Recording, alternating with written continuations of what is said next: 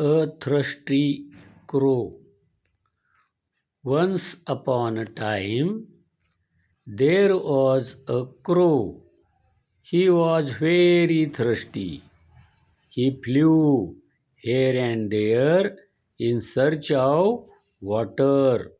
He saw a pot in the garden. There was a little water in it. He could not drink it. He thought of a plan. He put some stones into it. The water rose up. He drank it and flew away happily. Moral of the story: necessity is the mother of invention. Necessity is the mother of invention. गरज ही शोधाची जननी आहे.